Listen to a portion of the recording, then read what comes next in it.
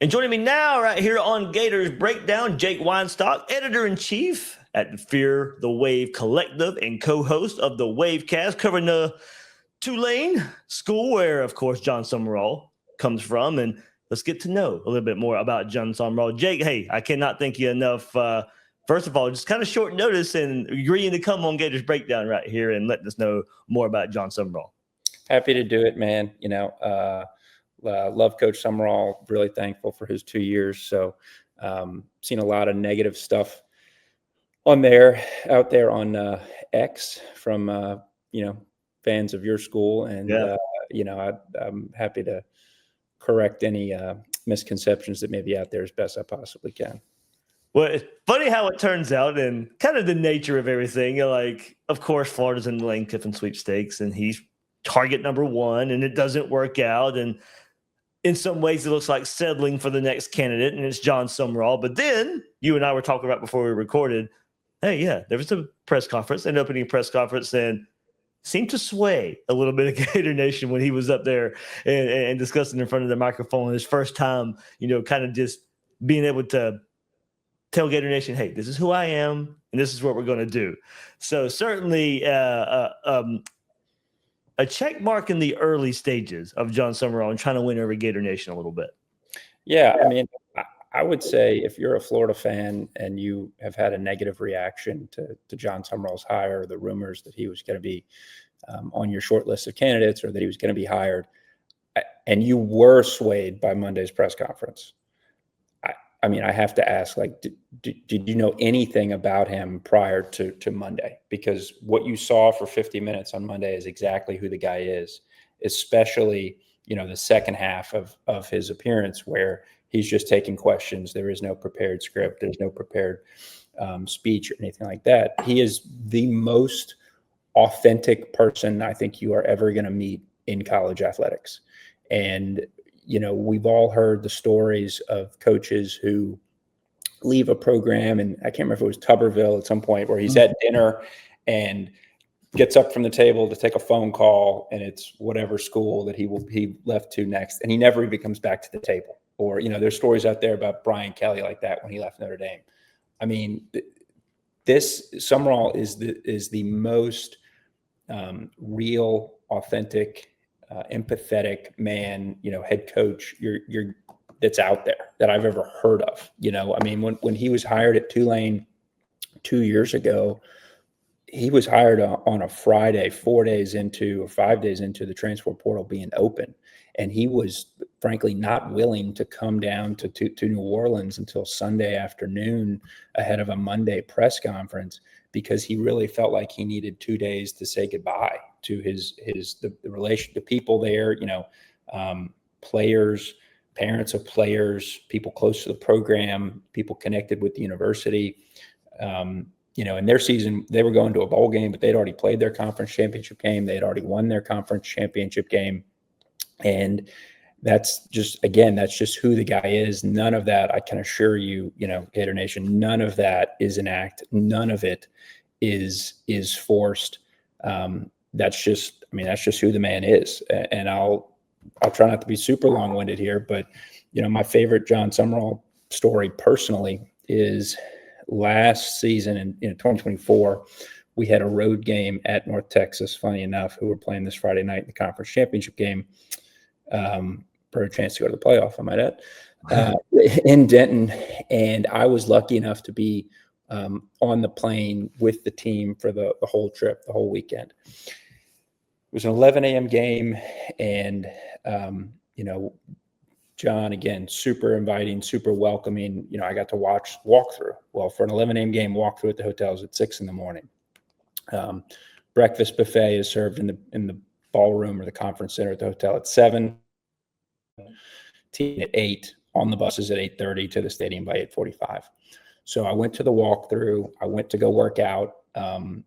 After working out, I go grab my plate, and I'm just going to eat as fast as I can. Because I want to go to the team meeting, of course. Who wouldn't? I got to shower, I got to shave, I got to pack, I got to get my bag on the bus, and I just pick an empty table in the ballroom because I'm going to eat as fast as I possibly can. And Jon Sumrall sees that, right, and just walks over and sits next to me. I'm not on the team. I'm not on the staff. I'm a volunteer with the collective, and I'm a donor, but not a major donor. And, he just couldn't let it stand, I think, that someone on the trip with his team was, going to eat by themselves. And so I wound up missing the team meeting because he sat there for 15, 20 minutes or so, and we just talked ball, we talked life, we talked about his first stint at Tulane, back from 2012 to 2014. And, I just remember thinking in the moment, like, man, I could not imagine, Nick Saban or Brian Kelly or really any other, insert your college football head coach here doing this ever, let alone 4 hours before they're going to coach a pretty pivotal conference road game. But that is exactly who the guy is.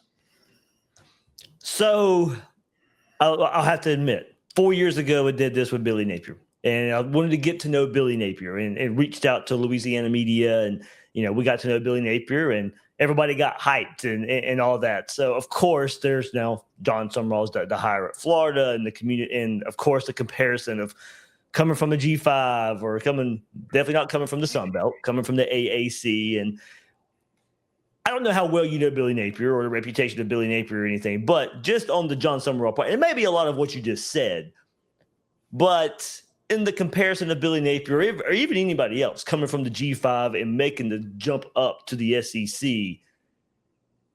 is there anything there that's just like, hey, don't – and Jon Sumrall said in his press conference at Florida on Monday, look, don't compare me. I'm my own guy. He's his own guy. We're different. I don't make that comparison. Just because you're a reporter doesn't mean you're like every other reporter out there. So I like the way he phrased that. But – maybe to dispel, I maybe guess some of the concern from Gator Nation of another coach trying to make the jump up and maybe quote unquote learn the big job on the job. Yeah. I get that. I totally subscribe in football and sports to the ex-girlfriend theory, right? And you see this in the NFL all the time. The soft players coach, defensive coordinator, I'm not going to give you a name, but gets fired after 3 years. Well, you're going the exact opposite, right? If it was a defensive guy that got fired, you're hiring the young whiz kid that calls plays on offense. If it was the laid back guy that gets fired, you're hiring the hard nosed, Bill Parcells disciple or Bill Belichick disciple. What I would say is, in addition to just, who the person is, the two things I would tell you are number one, Billy Napier didn't do it for 4 years at a really high level in the group of five at two different schools. Billy Napier did it at one school. And I'm not here to trash Billy Napier by any means. I'm just telling you that's a fact. Tulane is in its fourth consecutive conference championship game this weekend. There are only 3 schools in the entire country that are in their fourth consecutive conference championship game. That would be Tulane, Boise State, and Georgia. Narrowing that scope, there are only 2 head coaches in the entire country who are coaching in their fourth consecutive conference championship game this weekend: Jon Sumrall and Kirby Smart. The difference, David, is that Jon Sumrall has done it at 2 different schools. So he went back-to-back Sun Belt championships, won them both in his 2 years at Troy. We played in the American Conference Championship game last year in West Point and lost to Army, who was ranked in the CFP at the time. And we have a chance, Friday night, win and into the playoff after tonight's rankings. So that's number one. Number two, I would say I knew Jon a very, very little bit when he was here. Again, I said earlier, from December of 2011 through December of 2014, he was here for 3 seasons as a 29 to 32-year-old co-defensive coordinator, and his first, real assistant job at an FBS school had come from 1AA San Diego, as your fans know from yesterday's press conference. And number one, the growth in him over the the 9 years that he was gone was immense. And you would expect that, right? 32 to I guess 41 when he came back. A lot of different SEC experience. But the growth in him just in the 2 years that he has been here, literally two years ago, I think next week we had his press conference when he took the job here, has been immense, in my opinion. I think he's gotten better at game management decisions. We were playing, he's got more confident in them as well. We were playing Army earlier this year. We were playing poorly. And if any of your, if anyone watches Army, their game is to try and shorten the number of possessions, make sure each team only possesses the ball 3-ish times per half, make that margin for error razor thin, and really just kind of lean on you and frustrate you and hold the ball. And we got back into the game and we wound up tying it with just under 2 minutes to go and at 17 apiece, I believe. And we really had not quickly gotten off the field all day. I don't think we had gotten a 3 and out at any point in that ball game. And, 1:45 to go, they're on their own 25. David, I think a lot of coaches would say, Army can't move the ball quickly. Let's play for overtime here. We're at home. And instead, they ran for, I think, 4 or 5 yards on first down. And Jon just started burning his timeouts. And he was going to trust his team, and he was going to be aggressive, and he was going to trust them and believe in them to go get that 3 and out. That's exactly what happened. We got the ball back and scored a game-winning touchdown with about 25 seconds to go. So I think he's grown in areas like that, but then just globally. You guys saw it in the ball game last year. We played a kid at quarterback named Ty Thompson in the Gasparilla Bowl. And Ty Thompson was a transfer from Oregon, and he was a very highly sought after high school recruit. He was, certainly on paper, I think he was the plan to be the starting quarterback here in 2024. And they paired him with a kid named Kai Horton, who had made 5 spot starts here behind Michael Pratt over the years. Darian Mensah, who had been a who was entering his redshirt freshman year, had 1 FBS offer coming out of high school, and then a true freshman that the prior staff had committed. Those were the 4 quarterbacks on scholarship.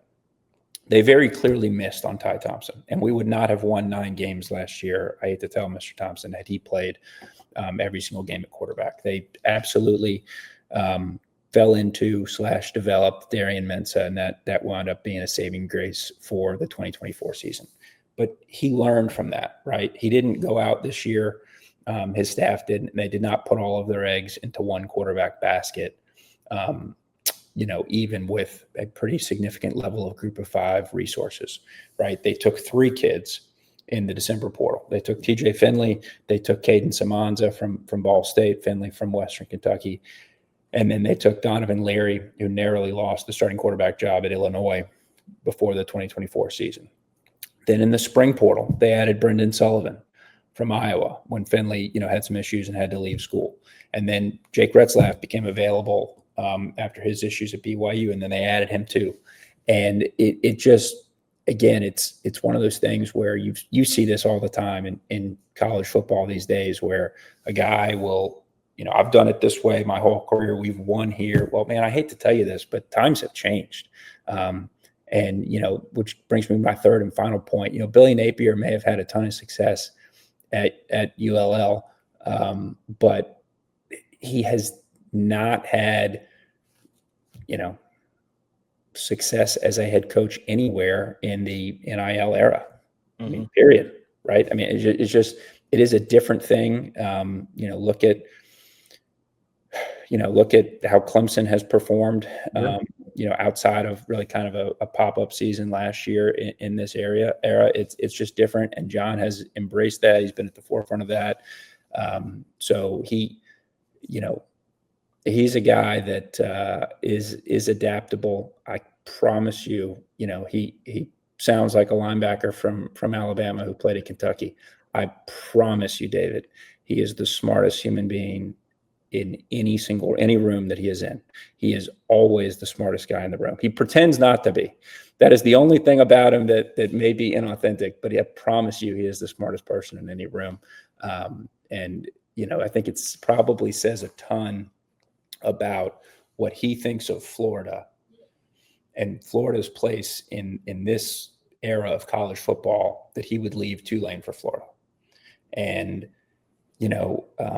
I think and I'm glad you brought that up, Jake, because that was the question I asked him yesterday in the press conference. It was, what assurances were you getting from Florida to make you either want to leave Tulane or not go to Auburn or not wait for Ole Miss or any of these other jobs out there? Because, look, I mean, I'll go back to the coaching search. It was Lane Kiffin, and, that was the top target. And for whatever reason, it didn't work out. And, for the Florida side, it might have been, well, maybe the alignment wasn't there. Maybe working for Scott Strickland wasn't there. So it was a pertinent question on my end to say, well, why is it attractive to Jon Sumrall? And I'm glad you brought that up, because now from what you just said and told us right here is, he's probably going to do his due diligence in finding out, hey, this is a job that I can go be successful at.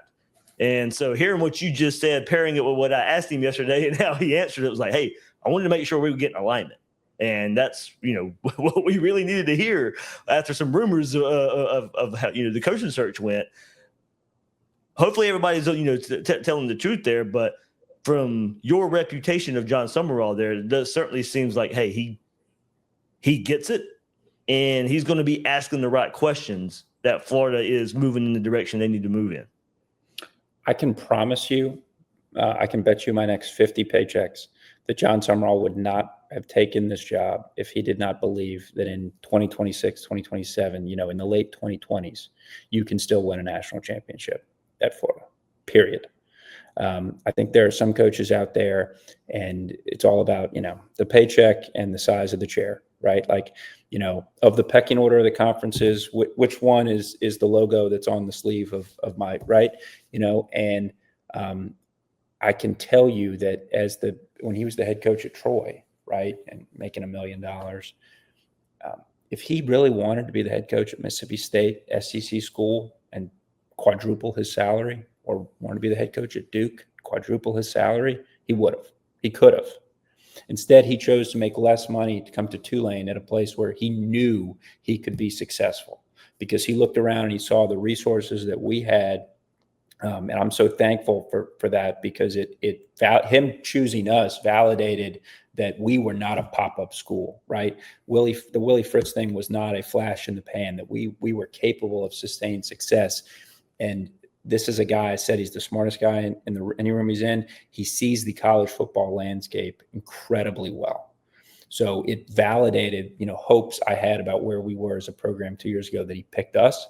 It continued to validate, what I felt about us as a program when he turns down, reportedly, doubling his salary to go to North Carolina, or maybe an opportunity at UCF or at West Virginia last cycle. I genuinely believe that based on those decisions, he was not leaving Tulane for a place that he was not leaving Tulane for anywhere other than somewhere he could go and contend for the national championship every year, right? He wanted to be at Tulane because it was a place where he could contend to be in the college football playoff every year. And he wanted a path to do that.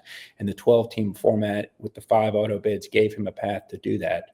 And both years, Thanksgiving, our playoff hopes ended not until Thanksgiving last year. We're into December and they're very much alive. Like I said, winning in. He would not have picked Florida had he not felt that he could win a national championship there. And I'm sure you have, listeners who are going to hear this and say, well, of course you can win a national championship at Florida. Obviously, right? Okay, well, it's been some time. Well, A, it's been some time. B, you have not appeared in the college football playoff rankings not even for a single week since COVID. And C, I hate to tell you this, blue blood fans, not Florida specifically, just globally. Yeah. Welcome to the era of parity. In my opinion, in terms of resources, right, there are 136 FBS programs out there. School number 10, and just in resources, right, is closer to school number 40 than ever before. Now, in terms of resources, schools 1 through 5 may be further away from school number 10 than ever before. And we can talk about that another time. And I don't. It's like recruiting rankings. I mean, well, it's what you have done in the past matters less now, in my view, in college football than ever before. And if you're someone listening to this who doesn't believe that, take a look at what's happening with the Penn State search right this very moment. Right. We live in a world where Vanderbilt could get into maybe not after the rankings tonight, but Vanderbilt could get into the college football playoff. Indiana is going to be in their second consecutive college football playoff. We live in a world where Texas Tech is going to get a bye in the college football playoff, a school with no history of success. But you know what they do have? They have some oil billionaires who want to be really good at football, right? Their history no longer matters. Tulane is going to be, Tulane, as I said, fourth consecutive conference championship game this weekend, ranked in the college football playoff poll for the fourth year in a row. That this is, again, we won the Cotton Bowl in 2022, finished top 10 before John got here. This is a school, David, that until this year had not won 7 games in 4 consecutive seasons in the 123 history of playing football. And then we won 8 games for the first time or 8 games 4 years in a row for the first time. And then now we're up to 9 games, right? Because we won 9 last year. It's a school that from 1935 till 2022 did not win 6 conference games, but 1 time in 1998 when we went 12-0. And yet, we can be in the playoff, right? We have been in the top 25 rankings, all 3 polls, for multiple weeks, 4 seasons in a row now. And we have the opportunity now to again, finish in those rankings, certainly if we win this game on Friday. And it's a school with no history of success. Resources now in this player empowerment era with unlimited transfers, with NIL, with rev share.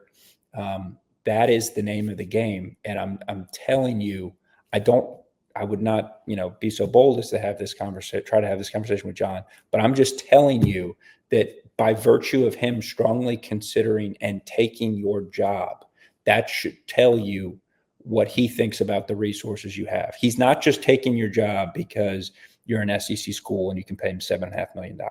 Okay. I can promise you there are other SEC schools that were open this cycle that would have loved to have hired him if, let's say, Florida didn't and Auburn wasn't interested as they reportedly were, and Ole Miss wasn't interested as they reportedly were, that he would not have taken, because he does not believe that you can win a national championship, I would guess, at X school or Y school. Florida, on the other hand, clearly is somewhere he thinks you can. And, that the guy's never lost anywhere. So I'm going to have to, I'll be surprised if he doesn't, or if he doesn't have a tremendous amount of success. And part of that, and he talked about this in the press conference as well, maybe the speed of getting there. He wants to run right away, and won right away at Troy, won right away at Tulane. And I want to marry this to a lot of what you just said about resources and the new game of college football and having to use the transfer portal, of course. And look, I remember covering the Gasparilla Bowl last year and doing some game prep for Tulane. It was like, all right, well, here's the stats. These guys aren't playing. Yep. And these guys aren't going to be now part of this 2025 team. So I guess in my timeline of expectations of wins, marry that with, all right, Florida's team, who knows what it's going to look like. Sure. But there is a proven track record, even just coming off of this year, of, all right, the roster got hit pretty hard, and I had a plan to attack it, and here we are competing for a college football playoff spot. Yeah. I would say this globally, and then I'll get more granular and focus on John. I would say I think it is not being talked about enough nationally what one transfer portal window is going to do to schools who are in the first year of a head coach at a new place. I think if you look at things historically, just going back the last 2-3 years, the data that we had, 2 years, the data that we have, very often first year head coaches, even successful ones, will go to a place, will go through spring ball, and will add in the spring portal significant pieces to their fall roster, to their lineup. And I'll use Jon as an example, right? So when he got to Tulane, we went through spring practice in 2024. He added 5 opening day starters in the spring portal on that 2024 team. And I don't mean a kicker and a left guard, David. I mean both starting cornerbacks on the outside boundary in the field, an edge rusher, a left tackle, and an off-ball linebacker who, Sam Howard, who's one of our best players, and I think was on one of the all-conference teams that came out today, if I'm not mistaken. So with the removal of the spring portal and there just being one portal window in January, I do think globally it's going to be more challenging for first-year head coaches anywhere, and that would apply to Tulane, right? We're in the middle of a coaching search right now, obviously. That's why you and I are talking. But what I would tell you is I don't know much about your roster, right? I remember the bowl game from last year. I don't know the state of it. I would think for you to have any chance of being successful in 2026, not only are you going to have to, sure, add some players, maybe some key players at some key spots, but you're going to have to retain the best of what you have. For sure. Period. You just hired the guy that is going to give you the best chance to do that, I think, because you saw some of it on social media. You see it in his interaction with players. You see it in his interaction with people who don't matter, like me, right? It is God's gift to make people feel valued. And he did a phenomenal job of holding our roster together in January of 2023 into 2024 when he got here. And these are kids that are strangers to him. These are kids that were recruited by a prior staff. And it wasn't a fired staff, David. It was not, hey, this Napier thing didn't work out, we're going to let him go. It was a staff that left to take a job, jobs at Houston in the Big 12, which, it is a better conference than the American for sure. But it wasn't so much of a step up that we didn't have a bunch of kids that could play there. And, it's been reported, right? There were assistants that remained behind, but had offers that they accepted to go to Houston who maybe were accused of encouraging certain, good players to enter the portal and maybe follow them to that school in Texas named after a city, so it was a very, very pivotal moment. And when Jon talks about the guys that stayed, a lot of the guys that stayed gave us a chance to be immediately successful here. And so you look at our 2024 team and, the right tackle was a holdover who stayed. Both guards were holdovers who stayed. The quarterback was a holdover who stayed. The running back was one of the best players on our team in 2023, Mekhi Hughes. He stayed. One of our two of our 3 best receivers were guys that had stayed. Patrick Jenkins, a pretty elite at the group of 5 level 3 technique, was a guy that had stayed. Tyler Grubbs, a leader in the locker room and an off-ball linebacker, good player, had stayed. He got a lot of people who really didn't know him at all to buy into him in a very short amount of time when they had the opportunity to go play for the guy that recruited them, some of them. And, I would be surprised if you're not going to find something similar with the best of your roster, that he's going to do everything within his power and he will be successful retaining those kids and getting those kids to buy in and be excited, have them all saying it's great to be a Florida Gator. And then, certainly I'm sure he and Dave Caldwell will attract what talent they can in January. But as far as a record prediction, I have not looked at your schedule. My wife went to South Carolina, so I am very aware that you host the Gamecocks at some point. Maybe you and I will have to catch up for that game if we make it for sure. Yeah. She and I try to do a Carolina game or 2 a year, in contrast to the 12 to 14 Tulane games I drag her to. But I would have to think in year one, again, I don't know who your non-con is, but I would think with going to 9 conference games, I would not be surprised if he can't get you 6 of them. Yeah. Good deal. Good deal. And Jake, before we sign off here, I don't mean to take this to the left turn, and maybe part of what you just kind of discussed there. But if there are some concerns or, anything we should be on the lookout for of maybe why this wouldn't work out, or maybe some things to look out for early on. It could even be from the Florida angle for all I know. But, or maybe there's not, because as you said, and we've pointed out, he's won everywhere he's been. And look, it's only been 4 years.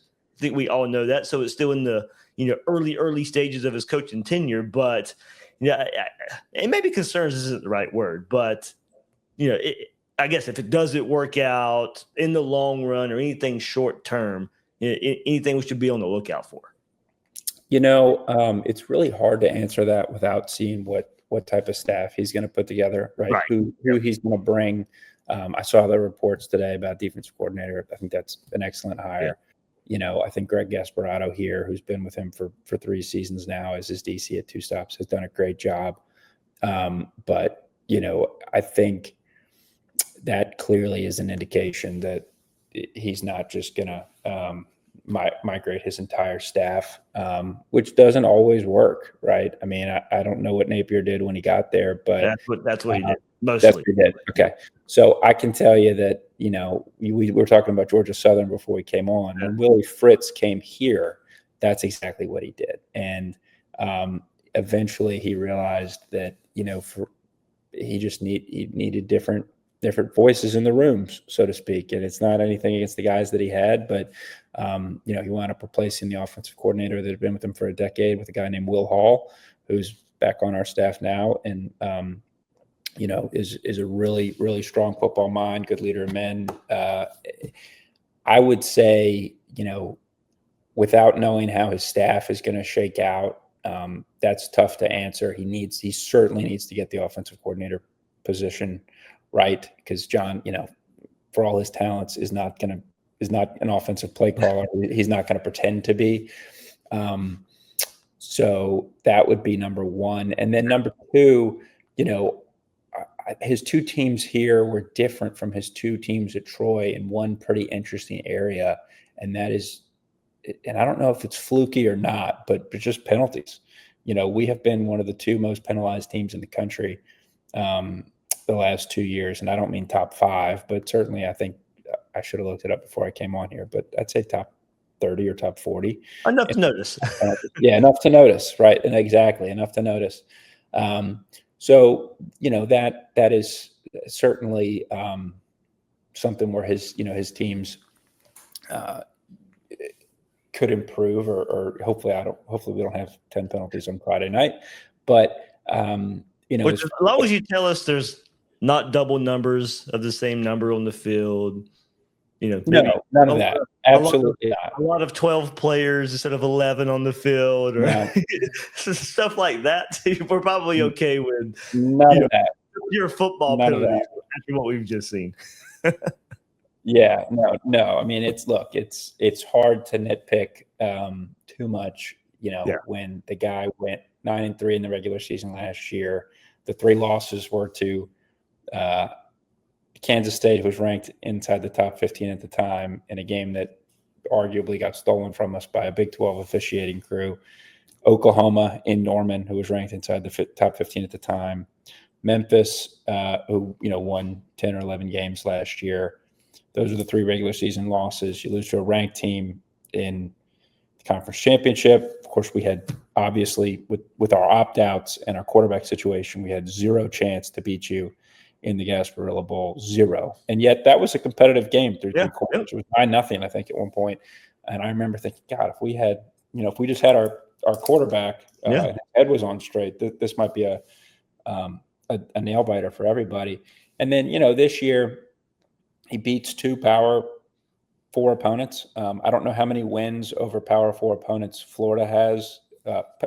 Wins over Power 4 opponents that are bowl eligible that Florida has, but Jon has 2, and the 2025 Tulane Green Wave have 2. I can tell you that Tennessee has 0. Yeah, Texas and Mississippi State were the two. Yeah. Louisiana State University has won. Clemson, I think, got to 6, maybe 7 wins. But his 2 losses this year, he lost in Oxford to Ole Miss, and that was a 45-3 game in the fourth quarter for sure. Would have liked that to have been a bit more competitive. Hard place to go play and win ever. Certainly without your left tackle was not easy. And then, the one that I think most Tulane fans are talking about is went on the road at UTSA back in October on a Thursday night and did not lose, David. Got killed. And, that's a program that until last week had not lost a conference home game in that building since 2019. So there's not a lot to nitpick, man. Yep. I mean, there's just not. I like the way you said that. It would be nitpicking if absolutely, right. I mean, gosh, you know what? He should have beaten East Carolina by more. And, I mean, his teams for the most part have found a way to win. I could sit here and explain. I'm glad you said that because I didn't want to keep you too much longer, but in some of the what got on our nerves so much about the Billy Napier aspect of it was no feel for the game and critical moment, critical mistakes and critical moments and those things, and or the things that didn't seem so big but just kept adding up, almost ignoring special teams for first couple of years there until finally made a change, and it helped in some regards, but either it was too reactionary, not enough dictating. It just seemed like it was always a reaction under Billy Napier instead of moving forward and dictating everything on your own pace. I'll try to keep it under 60 seconds for you or 30 seconds for you.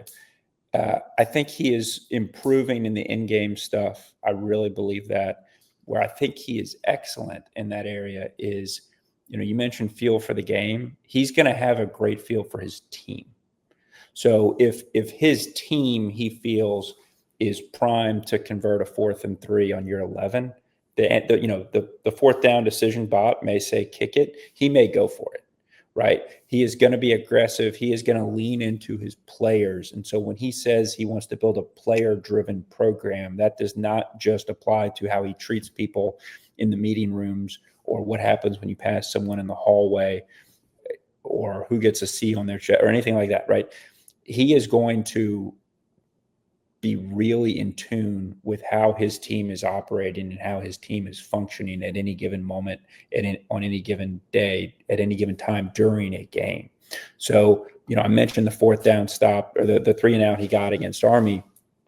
He was clearly very well aware that they had, tableted the heck out of this thing and they were ready to go defensively and they were amped up and he trusted them to go make 3 plays in a row. And so, as a former athlete, I don't know what else you want other than a coach who's going to believe in you and is going to put you in a position he feels to succeed. So I think he's going to be really, really good at that stuff. And this is an appreciating asset you have here. This is a guy that is 43 years old and is still growing and is still trying to get better. He is excellent. Don't get me wrong. But I think, the Jon Sumrall that you're going to see at 45, at 47, at 50 is going to be even to a higher level. And, kudos to Florida. Lane Kiffin included, they have made the best hire of this cycle, period. Jake, man, can't thank you enough for hopping on Gators Breakdown, giving us this deep dive into Jon Sumrall, Florida's new head coach, editor-in-chief, right there at the Fear the Wave Collective. One more time. Awesome dive in there for Jon Sumrall. Gator Nation, like I said, it took a little bit, but I think once he got in front of us all, he had a lot of Gator Nation sold that he can be, turning this thing around and heading it in the right direction. So anything else, Jake, you want to say, man? No, just that a lot of your fan base needs to scrub their X history because Old Takes Exposed, I'm sure is going to be ready to roll, if they don't. So beware. All right, then. Co-host of the Wavecast as well. So if game, like you said, Friday night. So if Florida fans want to, check it out this week, you have a game preview and I guess review coming up. And hey, you know what? Honestly, hopefully you got some college football playoff games to talk about as well. That would be great. That would be great. All right, Jake. Hey, thank you so much, man. You bet. Thank you.